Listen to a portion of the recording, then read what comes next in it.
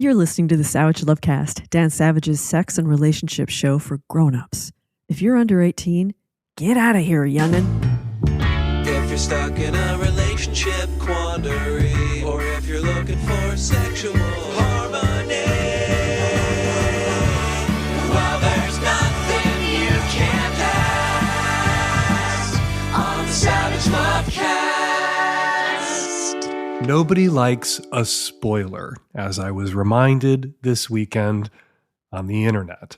But I saw Wicked, Nosferatu, and Baby Girl in one weekend, and I have to talk about them, and I'm going to talk about them. But I don't want to be accused, God forbid, of sharing spoilers, which is a capital offense. True story. The 3 people on federal death row that Joe Biden didn't pardon, all 3 there for posting spoilers to their social media. No one will mourn them.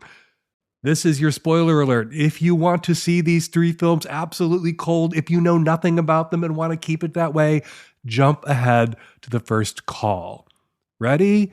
3, 2, 1, here we go. Wicked, the new film version of Stephen Schwartz's 2003 musical adaptation of Gregory Maguire's 1995 novel, which is itself a retelling of the 1900 novel by L. Frank Baum and the 1939 film of that novel, Wizard of Oz, from the perspective of the Wicked Witch of the West. Loved it.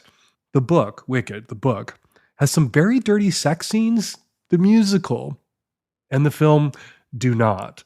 What the film shows us, what it captures, what I found really kind of interesting, is that special time in the lives of theater kids when they first pair off.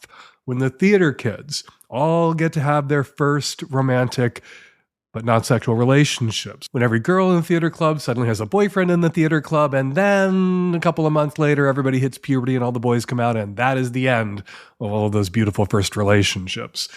In Wicked, the film, the prepubescent theater kids are all played by actors in their 30s and 40s, so you have to squint to see it, but it's there.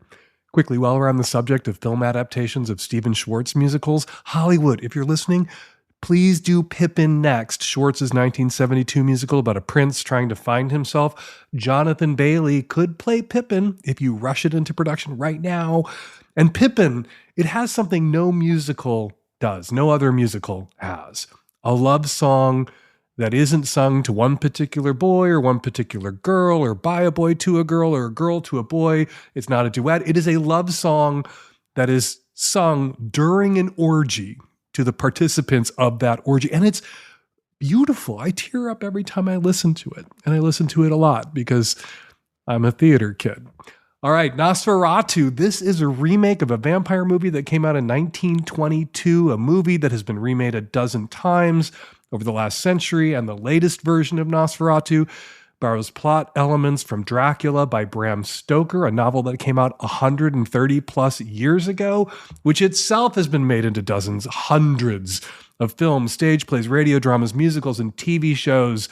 It should be impossible to spoil Nosferatu. There is nothing surprising ever in Nosferatu, but again, here's your spoiler warning, skip ahead. So Thomas, played by Nicholas Hoult, is married to Ellen, played by Lily Rose Depp, but Ellen is supernaturally betrothed to Nosferatu, the vampire, played by Bill Skarsgård. Ellen loves Thomas, but physically aches for Nosferatu. She has to have him, and he has to have her, and Thomas, understandably, doesn't want the vampire to have his wife.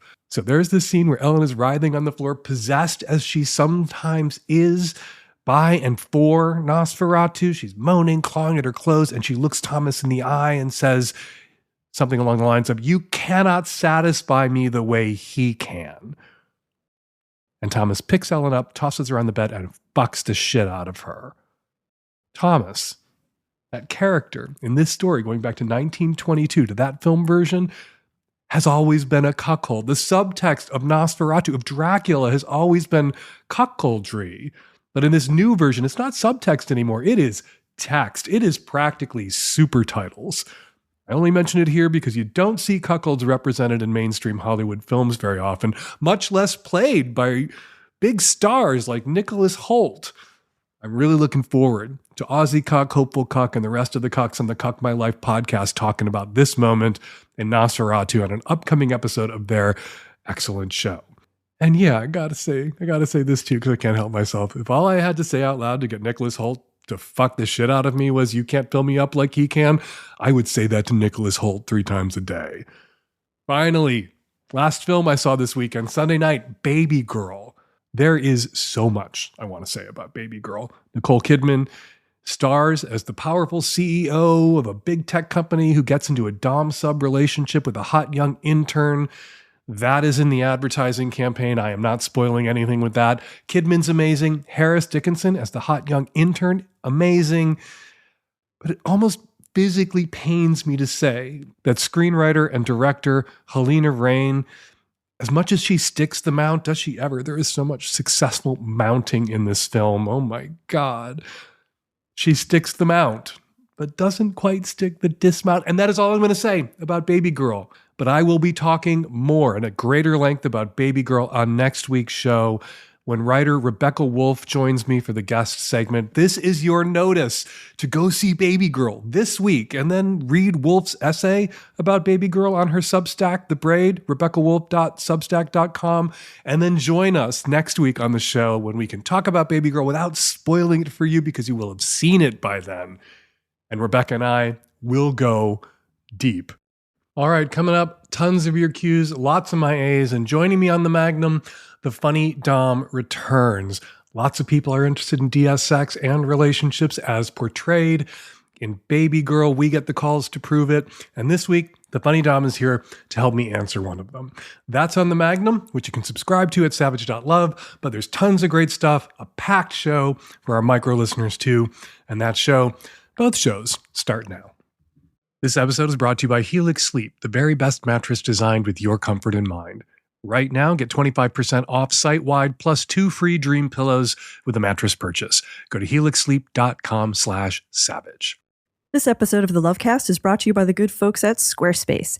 They make it easy to build a beautiful website, blog, or online store. Head on over to squarespace.com/savage for a free trial. And when you're ready to launch, use the offer code SAVAGE to save 10% off your first purchase of a website or domain. This episode is sponsored by Hims, affordable access to ED treatment all online. Start your free online visit today at hims.com/savage. Hey, Dan, when you and Dr. Yanova signed off on Feast of the Ass, you didn't give us an appropriate call and response greeting like all the other good holidays have. Is it just Happy Feast of the Ass and also with you? Do we lift up our peaches? Is it thank you for your service or vive la brioche? Tell us, Dan, or other listeners. I guess we're going to plow through a few Feast of the Ass calls right here at the top of the show, 1 week before Feast of the Ass, next Tuesday, January 14th.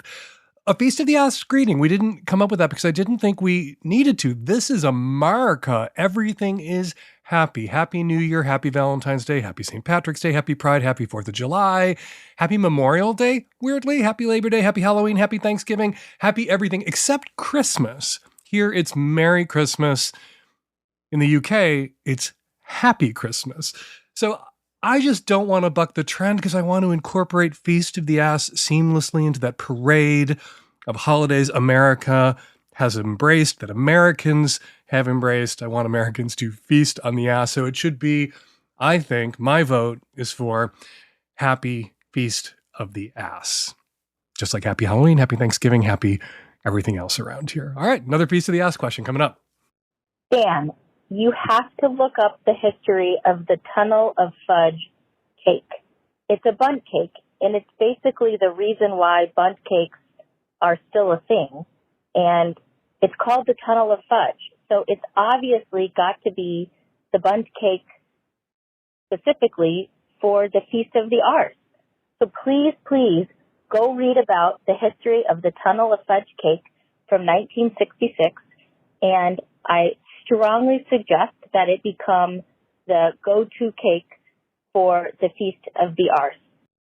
I grew up in the Midwest. I am familiar with all the different iterations of bundt cake that are possible. So I have encountered the Tunnel of Fudge bundt cake. We do not want the Tunnel of Fudge to be the bundt cake, official or otherwise, not even a bonus bunt cake somebody brought to the Feast of the Ass buffet for Feast of the Ass for obvious reason. Only someone who has not feasted or not feasted regularly or doesn't get what the connotation of fudge when you're talking about ass stuff is fudge packers, Tunnel of Fudge, the Hershey High. No, you don't want to invoke something that's full of fudge. No. Nobody who encounters fudge when they're feasting on the ass or doing any other butt stuff. Have you ever done any butt stuff? Is delighted by that. Well, I shouldn't say no one. 99.999% of everyone wants no hint of anything fudge-like when they're feasting or fucking the ass or toying the ass or pegging the ass or anything else. People who do butt stuff go to such great lengths to eliminate all possibilities of fudge. So no, I reject categorically the suggestion that the Tunnel of Fudge cake be embraced as the official Feast of the Ass bunt cake. The orange bourbon glazed bunt cake from sissycakes.com, our unofficial bunt cake Feast of the Ass sponsor. I don't know if they know yet. I wonder how they're going to take it when they find out. I endorse that because a good clean butt has a citrusy quality. It doesn't if you're doing it right. For 99.999% of people, there is the 0.0001% that's all about the fudge. But we don't want to think about them on the Feast of the Ass, or they can have their own Feast of the Ass thing. And it's not ass those people want to feast on necessarily. It's ass they have to go through to get to the thing they want to feast on. And I don't want to think about that on Feast of the Ass, and neither should you. So no. Nope. Tunnel of Fudge, no. Not the official Feast of the Ass bunt cake. Not on my watch.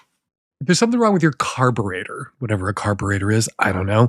You take your car to a mechanic. That's what most guys would do. You get professional help fixing your car. If there's something up with your dick, if there's something wrong with your dick, you might need to get some professional help with that too.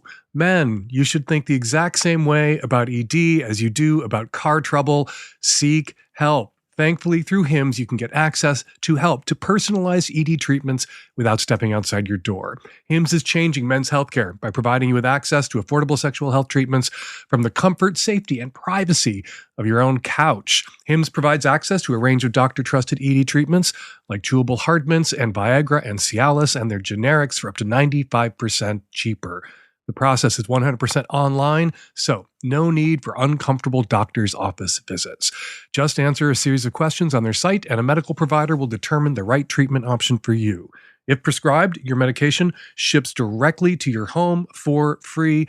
No insurance is needed. One low price covers everything from treatments to ongoing care. And again, shipping is free. With hundreds of thousands of subscribers who trust HIMS, HIMS can also help you find the ED options that work. Start your free online visit today at hims.com/savage. That's HIMS.com/savage for your personalized ED treatment options. Let them know the Lovecast sent you. hims.com/savage. The products mentioned are chewable compounded products which are not approved by or verified for safety or effectiveness by the FDA. Prescriptions require an online consultation with a healthcare provider who will determine if appropriate. Restrictions apply. See website for details and important safety information. Subscription required. Price varies based on product and subscription plan. Hi, Dan. We're calling from Los Angeles, California. I'm a 38-year-old non-binary pansexual person, and I'm calling with my partner. Hi, I am transfeminine. I'm 25 years old, and I'm also pansexual. So we've experienced something that is possibly unique, possibly not, and we were wanting to know like how common it is and what the cause is for when we are participating in oral anal sex. Sometimes we'll taste sweetness, and that was really curious to us. So we were wondering if you know what that's all about. We figured you might be the expert who would know. All right, I just said in my last response that ass that's clean and ready to eat and good to go ain't a tunnel of fudge. It can have a citrusy tang, and yet I don't want to suggest I need to walk that back. That is true. People who practice good personal hygiene and they're freshly showered and they've used a nice soap or citrusy shampoo. Their butts taste amazing. Their butts also have a unique taste. It tastes like that person in a kind of unique and distinctive way, but it doesn't taste like shit, and it doesn't smell like shit, and it shouldn't taste like shit. I have never tasted shit, and so this is like me talking about cunnilingus now. This is book learning. I have read because I have had to, not because I wanted to, some things written by, about, for people into coprophilia, people who are into feces. And one of the things that I've seen said is that certain people, certain feces, based on their diet, depending on their diet, can have a slightly sweet taste. So my suggestion to you might be, if there is this occasional sweetness, as opposed to this is how your lover's butt tastes, that maybe you're going deep and you weren't fully cleaned out. You may be encountering some tiny bits of flavorful fecal matter, I am sorry to report. Or maybe you just had a lot of red vines at the movies last night, and it's just coming through your pores as like sweet sweat that's not usually there in your butt crack. Let's hope it's that.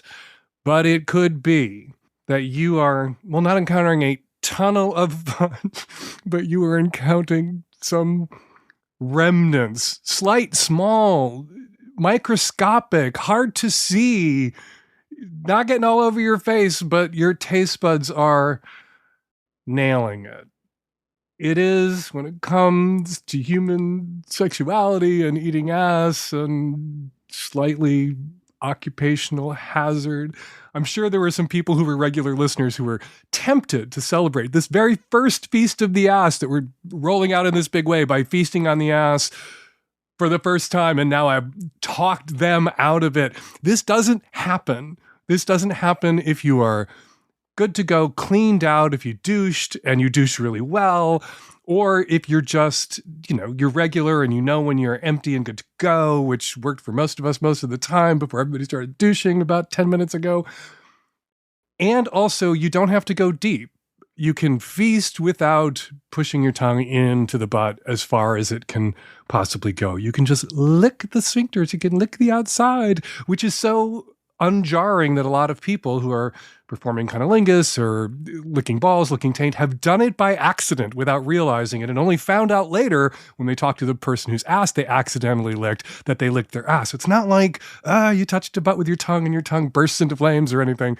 So if you were tempted to feast on the ass for the first time on this Feast of the Ass, please do feast on the ass, but make it a clean ass. And caller, I am sorry to have burdened you with that book learning of mine, but if I had to read that, I'm sorry to say you had to hear that, and that could be an explanation. So spend a little bit more time in the shower, cleaning out when you're going to do butt stuff, including deep rimming.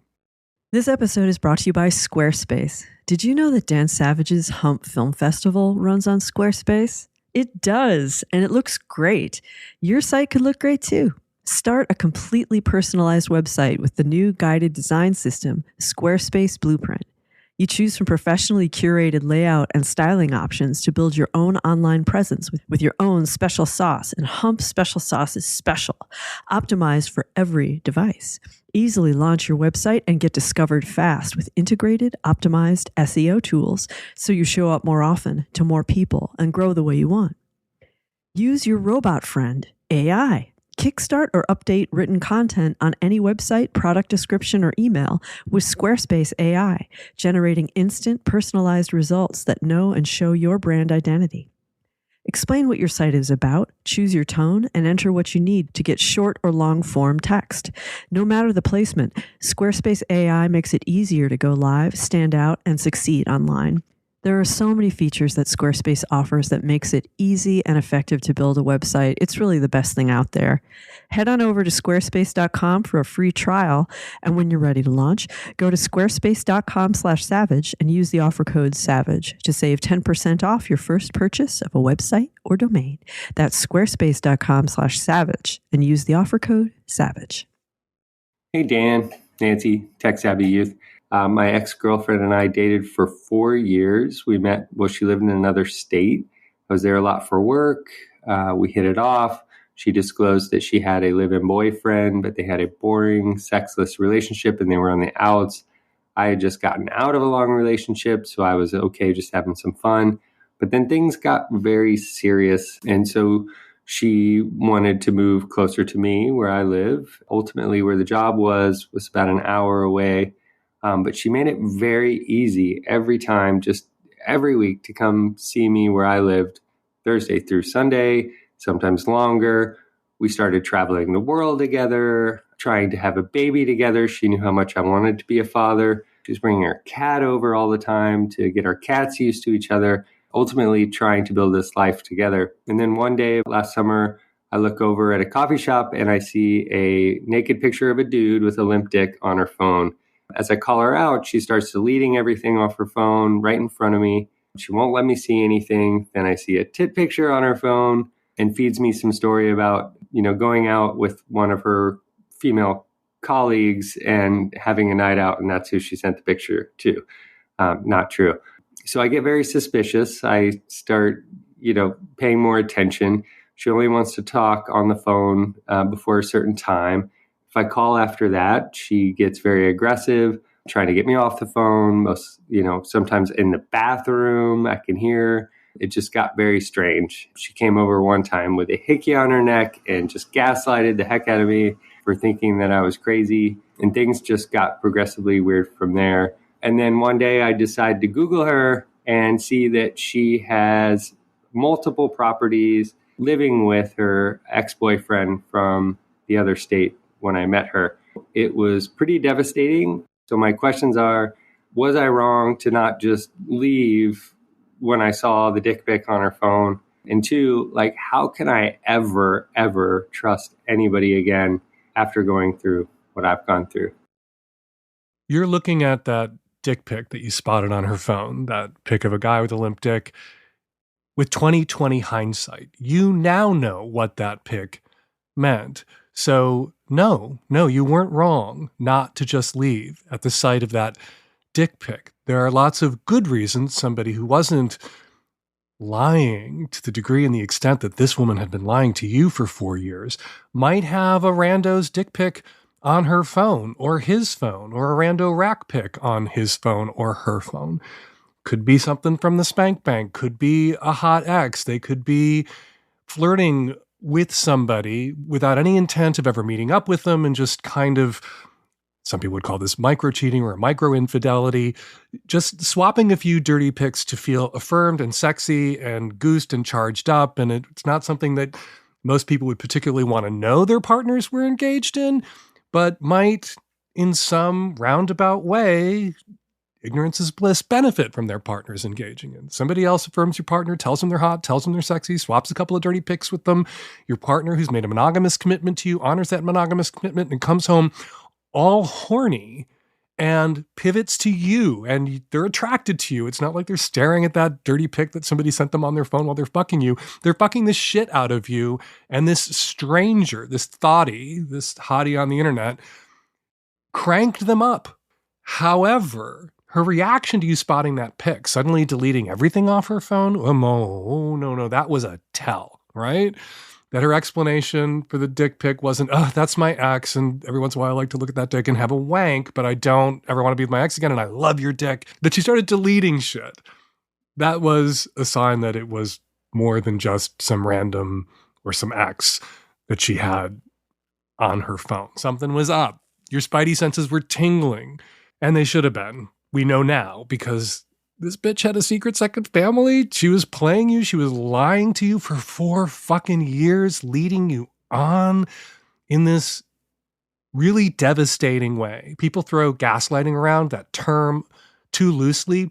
You were gaslit. I want to introduce my cat to your cat because we're going to live together. Meanwhile, I have a secret second family and properties I own. No intention of ever fucking living with you. And the let's introduce our cats to each other was this head fake to keep your dick coming. Yeah, that's gaslighting. And I am sorry that happened to you. How do you trust again? Your other question. You will yourself to. You trust but verify. You Google people a little sooner than you might have started to Google this woman. You tell someone you trust them, you tell them you had a bad experience, you share this when you get to that stage of a relationship, when you move out of the auditioning and stressing out to your friends about the things that are stressing out about the relationship, and really processing with the person, not endlessly, but to come to make the relationship work, to adjust to each other emotionally. And at that moment, you can share an insecurity and say, this is a thing that happened to me, and it's crazy, but it's true, and I have the receipts and I can prove it. And so, when a thing like that happens to you, it can leave a mark, right? And so, yeah, I need you to be straight with me. You got a secret second family? I need to hear that you don't. And I'll need some reassurance every once in a while. And please, if you start doing things that are, my brain might start adding them up in a way that's unfair to you because of what this shitty other person did to me. And we both might have to live with the consequences of what this shitty other person did to me, where I will be sometimes maybe even a little irrationally insecure, and I'll need reassurance that you wouldn't have to give to somebody who didn't go through an experience like this. And if somebody loves you, they can hear that and they can come through with that kind of reassurance. And if they're squirrely about coming through with that kind of reassurance, if they can't give that to you, okay, maybe they don't have the emotional tools to be in a relationship. Or maybe they have a secret second fucking family and a bunch of dick pics on their phone that are incriminating and not innocent. And yes, I do think it's possible for somebody to have innocent dick pics of other people's dicks on their phone. That makes me an outlier in the sex and relationship advice racket, but it is what I think, and you did call me. This episode is brought to you by Helix Sleep. I have had my Helix Sleep mattress since 2020, and my mattress, love, my affection for my mattress, my relationship with my mattress, that I'm sure you're all really curious about, is going strong. I really do love all of my Helix mattresses and all of the people I get to love on my Helix mattresses. The Helix lineup offers 20 unique mattresses, including the award-winning Luxe Collection, that's ours, the Helix Elite Collection, a mattress designed for big and tall sleepers, and even a mattress made just for kids. To figure out which mattress is right for you, take the Helix Sleep Quiz to find your perfect mattress in under 2 minutes, and your personalized mattress will be shipped straight to your door free of charge. And with their 100-night sleep trial, you can try out your new mattress, see how your body adjusts to it, and if you decide it's not the best fit for you, you are welcome to return it for a full refund. They offer models with memory foam layers to provide optimal pressure relief if you sleep on your side, or models with a more responsive foam to cradle your body for essential support in stomach and back sleeping positions. Plus, Helix has, and these are very important to me because all of my guys are furnaces, Helix has enhanced cooling features to keep you from overheating at night, or keep the person who's overheating next to you from overheating you at night. Helix mattresses all come with a 10 to 15-year warranty depending on the model. Other mattress companies use fiberglass as a flame retardant in their products, but Helix mattresses are free of harmful fiberglass materials. In fact, Helix owns its manufacturing facility, and it is entirely free from products containing fiberglass. And again, they offer a 100-night trial, so you can try out your Helix mattress, your new Helix mattress, risk-free, and it comes with a 10 to 15-year warranty. And right now, Helix is offering 25% off all mattress orders and 2 free Dream pillows for our listeners. Go to helixsleep.com/savage. Let them know the Lovecast sent you. helixsleep.com/savage. With Helix, better sleep starts now. Hi, Dan. I'm calling from the South, and I have a question about nude photos. My partner and I really love taking pictures of each other while we're having sex. We're quite kinky, so we get a lot of really kinky pictures. It's one of the things we really enjoy, but I just had a question about the ethics of if we wanted to get prints made of some of these pictures. How do you navigate consent around that?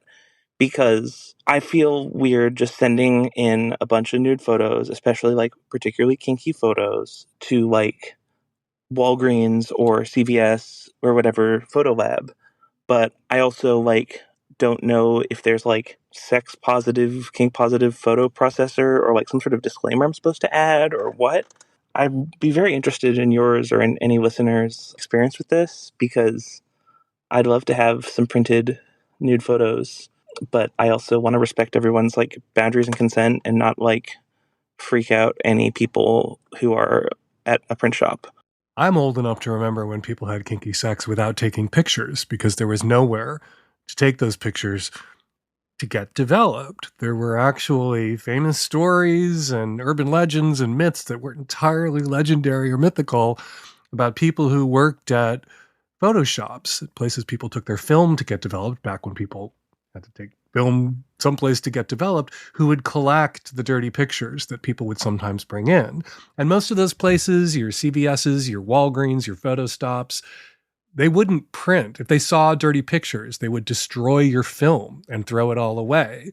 So that's why people took Polaroids, which weren't ideal and were blurry, but Polaroids were the only option for dirty pics until digital photographs came along, until cell phones and cell phone pictures and iClouds came along, where it's all technology and there's no other humans involved or implicated, so you don't have to worry about the consent of the poor person at the CVS or the Walgreens. Most of the CVS's and Walgreens I've been to lately, they don't have film development places because nobody gets their film developed. And if they have a film development thing, it's a machine where you do the developing and you print it out.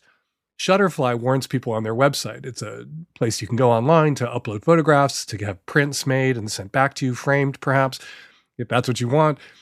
They warn you that other people may see your photographs, which is, I think, an indication that in most instances, nobody sees your photograph because the entire process is digital. The entire process is done by computers and machines, but there are no guarantees, especially if you're having it framed. Somebody might need to look at your dirty pic to have it framed, so maybe you should frame them yourselves. But I think this is a concern about consent in search of a violation. Most of the prints you make online nowadays, you're not interacting with some high school junior who's working nights at Walgreens in the photo development department, because there is no photo development department at Walgreens. You're sending them off from your computer, from your phone, to a much bigger computer that is making prints automatically and spitting them back out to you. Somebody might see them. That is possible. But I think it's a job occupation if you're in photo development, particularly now in our pornified age. So I would encourage you to do your own research, do some Googling, find a place that's entirely digital, and get those prints made if you want those prints made. And enjoy your kinky sex life. And remember, you don't always have to take a picture when you're having kinky sex. Sometimes you can just let the kinky sex be kinky sex and not be kinky sex you felt obligated to document. Hi, Dan. I'm calling in regards to a situation with my brother. He recently got engaged to a woman he's known for less than 6 months. They moved in together after about 3 weeks. This is his third fiancé. He's never been married. The last fiancé he was with for less than a year before they got engaged. My question is, am I an asshole for not wanting to engage with her and her kid, who she has also brought into the mix? My family kind of paints a picture of me as an asshole because the fiancé really wants to be involved with me. She wants to be my friend and text me all the time and make plans. I don't feel obligated to be her friend. I've been friends and dealt with his exes before because they've kind of pushed that on me. And then when it goes south, I'm kind of the one in between who's trying to make things better or help them in their relationship. It's really an uncomfortable place for me. Nobody in my family seems to think it's crazy that they're getting engaged after a short amount of time, that they moved in after just less than a month of knowing each other, especially because she has her kid. She has her part-time. She has her on the weekends, some weekends. But I just don't think it's appropriate to move yourself and a kid in with somebody that you don't know. I'm accepting. I'm welcoming. I'm very nice to her. I got her Christmas gifts. I got her kid Christmas gifts. But now that they've officially got engaged, I get texts all day from her. I get pictures. She's trying to constantly make plans. And I just don't want to deal with it. I don't want to be in that boat. But maybe I'm being rude and maybe I should just be welcoming. Maybe it is true love and I'm just being an asshole. But I just want to know, maybe I'm being a jerk for not wanting to jump in and be friends and go full in on with her and her kid. Maybe it's me. I don't know. Everyone here, me, Nancy, every single one of the tech-savvy at-risk youth, and we checked with all of them, we're Team You. We are on your side. Stick to your guns. Your boundaries here are perfectly reasonable. You don't have to wrap them up in judgment about your older brother's failed past relationships. But yeah, tell this woman a friendship might develop in time, but we can't force it. And I don't want to get 8 million texts from you every day. Let's hang out every once in a while. My brother has gotten to know you pretty well in a few months, well enough to want to propose to you.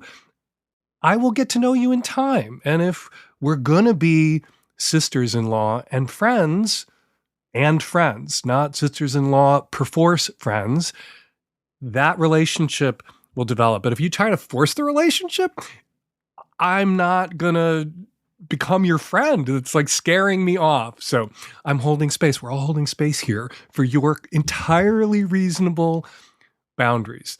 Don't tell your family that you don't want to hang out with this woman because your brother has a string of failed engagements in his past. Just tell them you're happy to see her at family events. You obviously were kind to her at Christmas, and this child, you got this child a Christmas present, this child you've known for 3 months, that is above and beyond the call of duty. And if you're going to be friends, that'll happen. You can also tell them that this is not what you want from a friend. A barrage of texts every day. You know who doesn't want 8 million texts in a day from me? My husband, my boyfriend. Even if you were with this person, you wouldn't want to be on the receiving end of this kind of harassment.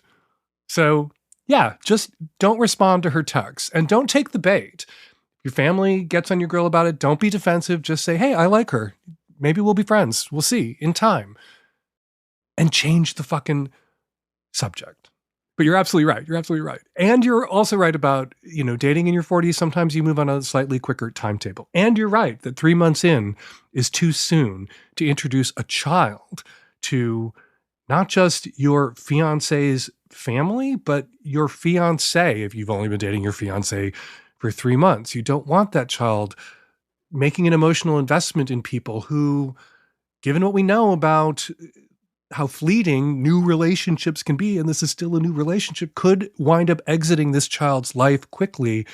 And a kid who's already seen their parents divorce may have, understandably, some abandonment issues, which is why people are well advised, but of course nobody advised your brother's fiancé, to wait 6 months, a year, until you're as certain as a person can be, and there are never any guarantees, that this person you're asking to meet your kid, to make an emotional investment in your kid, and your kid to make an emotional investment in, isn't going to disappear in a month's time. Will be there.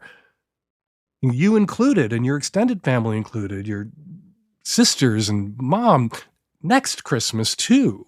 And you can't know that yet. That said, you're not this kid's parent, and just like you shouldn't shame your brother about his past relationships, don't shame this woman about the choices she's made. Maybe she's sure this relationship is going to work out. My brother-in-law proposed to his wife a few weeks after meeting her. We were at their wedding, which was 3 months or 4 months after they met. We were very disapproving. 20 years, they're still together. And so it worked out. It could work out. We'll see. A friendship could develop. We'll see.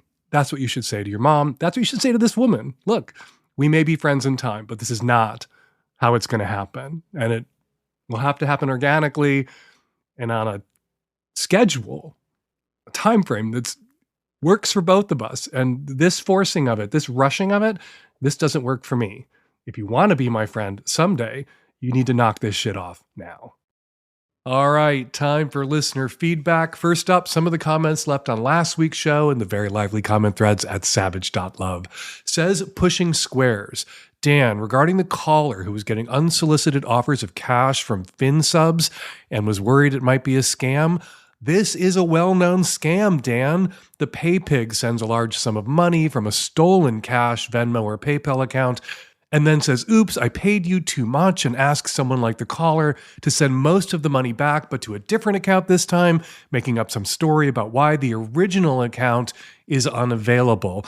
The original transaction is then reversed and the caller is out the cash. So, original caller, if you're out there, block these folks with prejudice. Thank you, Pushing Squares, for bringing that to my attention. I wasn't aware of that scam. I am now. People, if somebody sends you a large sum of money and asks you to send it back, don't send it back. Just like there's no crying in baseball, there are no refunds in femme-dom. Says Lars to the 30-something woman who's been dating a guy for the last few months, but no sleepovers, haven't met any of his friends or his family. Call or confirm his name, where he lives, what his job is, everything, because there is about a 93.7% chance you're the side piece and his quote-unquote ex is his wife or life partner. Says by Dan fan, Dan, you missed one important point in the call from the man who thought his nephew with the conservative religious parents who goes to the conservative religious church might be gay. What if he isn't? This is another big reason why the caller shouldn't lead with, I know or suspect you're gay and it's okay with me, because if the nephew is straight, that could push him to become more outwardly homophobic or toxically masculine to try to dispel such assumptions.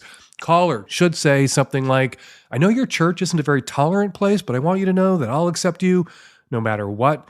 That could include the nephew being gay, but also kinky, poly, etc. Thank you, Bye Dan fan. That is good advice. Better maybe than my advice to invite the might be gay nephew to a screening of Wicked. Thank you, as ever, Bye Dan fan, for your comments. All right, for more listener feedback, check out Struggle Session every Thursday at savage.love. And now, everyone's favorite part of the show, the part where I shut my big gay mouth and let my listeners get the last word. This is a response to the caller whose boyfriend of 3 months revealed that he was going to be taking a break to take care of his ex-girlfriend who was pregnant with his child. That woman was never his ex-girlfriend. He was cheating on her with you. I believe that for 3 reasons. One, Dan picked up on, which is that he was never allowing sleepovers, which is weird if you're not with somebody else. 2, he's going to go help out with her at the end of her pregnancy.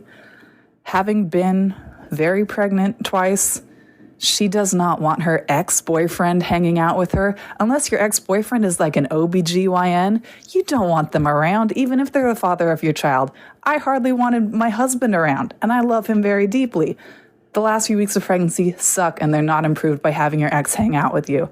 And then the third reason that I believe this is still a current girlfriend or possibly wife is that he's still texting the caller. He's not calling her, which is something that would be hard to do if you had a very pregnant wife or girlfriend in the house with you. Hi, Dan. I just listened to this week's episode and the call. Jill, the friend, was upset that her 2 guy friends were hitting on her new friend there. I had a very different interpretation than you about this. I don't think it's that Jill is into these guys and jealous. I think she may just be annoyed about the whole dynamic. It is so frustrating to bring a girlfriend into a group of friends and all of the attention just becomes the dudes wanting to fuck her. And maybe her interpretation is the only reason these guys want to go on this trip, the only reason they want to do this side quest is to fuck her friend.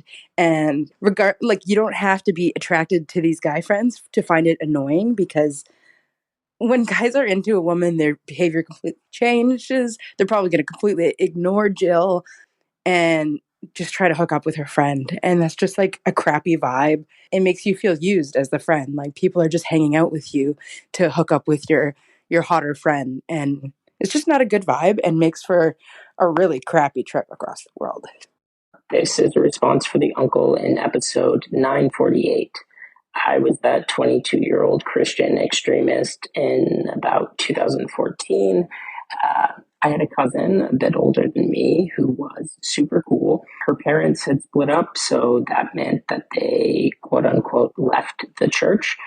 She must have sensed that I was different and knew that she wouldn't be able to convince me that the rest of my family was lying to me about the evils of queer folks. So she just started sharing stories about the epic hikes and travel that her best friends Adam and his husband Steve were doing together.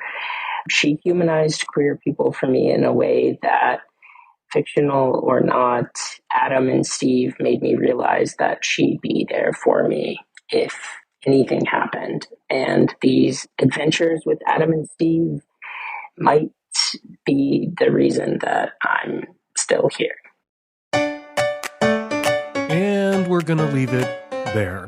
We've got 3 ways for you to get us your questions and comments for future shows. You can record and upload your question directly onto our website at savage.love/askdan. Or you can make a voice memo and email it to us at q@savage.love. Or you can call and leave us a message at 206-302-2064. The official trailer for the 20th anniversary Hump Film Festival is out now. You can check it out and check out the lineup for the entire 20th anniversary Hump Film Festival lineup right now at humpfilmfest.com.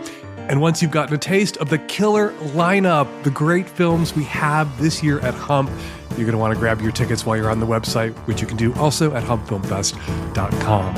And the holiday we needed is just 1 week away, the holiday to brighten the dreariest of Januaries. Learn more about Feast of the Ass coming up January 14th, next Tuesday, and get your Feast of the Ass merch right now at savage.love/shop. Follow me on Instagram and Threads at Dan Savage. Follow me at Blue Sky at Dan Savage. Follow The Funny Dom on Instagram and Threads at The Funny Dom Returns. The 3rd volume of The Funny Dom's Guide to Kink, the Daddy Edition, is out now. The Savage Lovecast is produced every week by Nancy Hartunian and me and the tech-savvy at-risk youth and Nancy. We will all be back at you next week, another installment of the Savage Lovecast. Thank you for downloading. You will hear from us next on the Feast of the Ass.